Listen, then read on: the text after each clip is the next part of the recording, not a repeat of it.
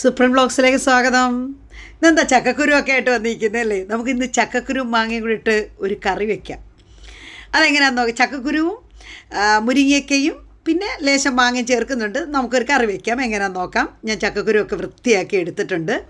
നമ്മളിന്ന് അതൊരു കുക്കറിനകത്തോട്ട് ഇട്ട് കുറച്ച് മഞ്ഞൾപ്പൊടിയും ഒരു സ്പൂൺ പിന്നെ കാശ്മീരി മുളക് പൊടിയും കൂടി ഇട്ട് കുറച്ച് ഉപ്പും ചേർത്ത് കുറച്ച് വെള്ളം കൂടെ ചേർത്ത് നമുക്കതൊന്ന് വേവിക്കാം. കുക്കറിനകത്ത് വേവിക്കുന്നത് കാരണം ഇത് നല്ലതുപോലെ വെന്തൊന്ന് ഉടച്ചെടുക്കാൻ വേണ്ടിയിട്ടാണ് കുക്കറിൽ വേവിക്കുന്നത്.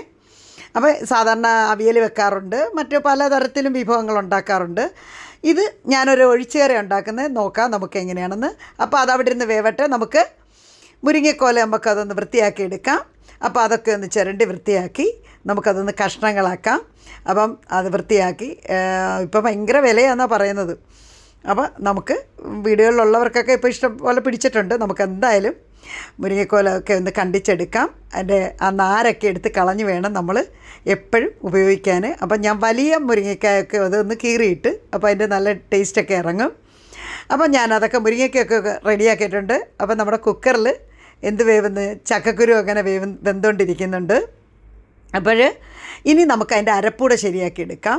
അപ്പോൾ അതിനായിട്ട് ഞാനൊരു മിക്സറെ ജാറിനകത്ത് കുറച്ച് തേങ്ങ തിരികെ ചേർക്കുന്നുണ്ട്. പിന്നെ ഞാൻ 3-4 കഷ്ണം വെളുത്തുള്ളി, ചക്കക്കുരു 2 വെളുത്തുള്ളിയും നല്ല ജീരകവും ചേർക്കുന്നുണ്ട്. അപ്പം നമുക്ക് ഇത് അരയ്ക്കണം. പിന്നെ ഒരു ചുമന്നുള്ളി ചേർക്കുന്നുണ്ട്. അപ്പം കുറച്ച് വെള്ളം അതിന് ആവശ്യത്തിനുള്ള പച്ചവെള്ളം ചേർത്തിട്ട് നമുക്ക് അത് നല്ലപോലെ ഒന്ന് അരച്ചെടുക്കാം. അപ്പം നല്ല ഫൈനായിട്ട് ഞാൻ അരച്ചെടുക്കുന്നുണ്ട്. അപ്പോഴത്തേക്ക് അരച്ചെടുത്തിട്ടുണ്ട്. ഇനി നമുക്ക് ചക്കക്കുരു വെന്തോന്ന് നോക്കാം. നോക്കുമ്പോൾ വെന്തിട്ടുണ്ട്, നല്ലതുപോലെ വെന്തിട്ടുണ്ട്. നമുക്കിനി അതൊന്ന് ഉടച്ചെടുക്കണമേ. ചക്കക്കുരു അങ്ങനെ തന്നെയല്ല, നല്ല ഫൈനായിട്ട് ഞാനതൊന്ന് ഉടച്ചെടുക്കട്ടെ. അതിന് ശേഷം വേണം നമ്മുടെ മുരിങ്ങയ്ക്ക അതിനകത്ത് വേവിച്ചെടുക്കാൻ. അപ്പോൾ ഒരുമിച്ച് വേവിച്ചാൽ മുരിങ്ങയ്ക്ക അത് വളരെ ഇതായി പോകും. അപ്പോൾ അതുകൊണ്ട് ചക്കക്കുരുവൊക്കെ ഉടഞ്ഞിട്ടുണ്ട്. ഇനി നമുക്ക് നമ്മൾ അരിഞ്ഞു വെച്ചിരിക്കുന്ന മുരിങ്ങക്കോല ഇടാം.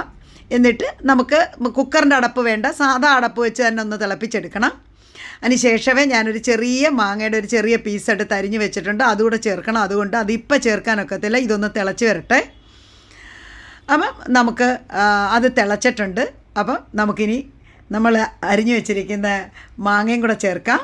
മാങ്ങ അതിൻ്റെ കൂട്ടത്തിൽ ഒരു 2 പച്ചമുളകും കൂടെ അരിഞ്ഞു വെച്ചിട്ടുണ്ട്. അപ്പം നമുക്ക് അതും കൂടെ ഒന്ന് ഇളക്കി ഒന്ന് നല്ലതുപോലെ ഒന്ന് വെന്ത് വരട്ടെ. അപ്പം നമുക്കത് ഏകദേശം വെന്ത് വരുമ്പോൾ വേണം നമുക്കിനി അരപ്പ് ചേർക്കാൻ. അപ്പം ഞാൻ എന്ത് ചെയ്യുന്നറിയോ, കുറച്ച് കരിയാപ്പിലയും കൂടെ ഇട്ട് ഒരുമിച്ച്, അപ്പം നല്ല മണമായിരിക്കും, ഫ്ലേവറായിരിക്കും. അപ്പം അതൊരുമിച്ച് മാങ്ങയും മുരിങ്ങയ്ക്കയും കൂടെ ഇതിനകത്ത് തന്നെ ഒന്നുകൂടെ അടച്ചു വെച്ച് നമുക്ക് വേവിക്കാം. ഒന്ന് നല്ലപോലെ വെന്തിട്ടുണ്ട്. അപ്പം മാങ്ങയും മുരിങ്ങയ്ക്കയും എല്ലാം വെന്ത് കഴിഞ്ഞു. അപ്പോൾ ചക്കക്കുരു ഉടച്ചെടുത്തിരിക്കുകയാണ്. ഇനി നമുക്ക് അരപ്പ് ചേർക്കാം. നമ്മൾ അരച്ച് വെച്ചിരുന്ന അരപ്പ് ചേർക്കാം. അപ്പം അധികം വെള്ളമൊന്നും ഇല്ലാതെ വേണം. പിന്നെ ഇനി ആ മിക്സിയുടെ ജാറിൽ ലേശം വെള്ളം ചേർത്ത് നമുക്കതും കൂടെ ഒഴിച്ച് നമുക്ക് ഒരുമിച്ച് ഒന്ന് നല്ലതുപോലെ മിക്സ് ചെയ്ത് ഇളക്കി തിളയ്ക്കട്ടെ.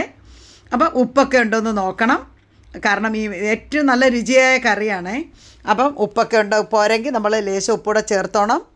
ഇനി നമുക്ക് ആ കറി ഏകദേശമൊക്കെ നല്ല തിളച്ച് ആയിട്ടുണ്ട്. നമുക്കിനി കടുക് ഇറക്കാം. നമുക്ക് കടുക് താളിക്കാനായിട്ട് ഞാനൊരു പാൻ അടുപ്പി വെച്ചിട്ടുണ്ട്.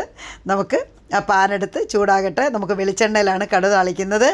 അപ്പം ഞാൻ 2 ചെറിയ ഉള്ളി ഞാൻ അരിഞ്ഞ് വെച്ചിട്ടുണ്ട്. അപ്പം ഞാൻ ആ ഉള്ളി ആദ്യം ഇട്ട് മൂപ്പിച്ചതിന് ശേഷം നമുക്കിനി ഞാൻ വറ്റൽമുളക് അരിഞ്ഞ് വെച്ചിട്ടുണ്ട്. അപ്പോൾ വറ്റൽമുളകും ചേർക്കണം. അപ്പോൾ ആ ഉള്ളിയൊക്കെ ഒന്ന് മൂത്ത് വരട്ടെ. നമുക്ക് കടുകും ചേർക്കണം. അപ്പോൾ വറ്റൽമുളക് ചേർത്തിട്ടുണ്ട്. അപ്പോൾ അതും കൂടെ ഒന്ന് ഇളക്കി മിക്സ് ആക്കിയതിന് ശേഷം നമുക്ക് കടുക് ചേർക്കാം. രണ്ടും കൂടെ ഒന്ന് മൂത്ത് വരട്ടെ. അപ്പോഴത്തേക്ക് കടുകിടാം. അതിൻ്റെ തൊട്ട് പുറമെ കടുകിടാം. അപ്പോൾ കടുകിട്ട് കടുക് പൊട്ടുമ്പോഴത്തേക്ക് നമുക്ക് കരിവേപ്പിലയും കൂടി ഇട്ടിട്ട് വേണം. അപ്പം ചക്കക്കുരും മുരിങ്ങക്കോലും മാങ്ങയുമാണ് നമ്മൾ ചേർത്ത് നല്ലൊരു ഒഴിച്ചേറിയാണ് ഉണ്ടാക്കുന്നത്. അപ്പോൾ കടുകൊക്കെ പൊട്ടുന്നുണ്ട്. നമുക്കിനി കുറച്ച് കരിവേപ്പിലയും കൂടി ഇട്ട് പൊട്ടിച്ച് നമ്മൾ വെച്ചിരിക്കുന്ന കുക്ക് ചെയ്ത് വെച്ചിരിക്കുന്ന കുക്കറിൽ നിന്ന് തന്നെ നമ്മൾ ഈ പാനിലോട്ട് തന്നെയാണ് ആ കറി പകർത്തുന്നത്. ഈ കടുക് താളിച്ചതിനകത്തോട്ട് തന്നെ നമ്മൾ ചേർത്ത് അതൊരു കുറുകിയ പരുവമായിട്ടുണ്ട്.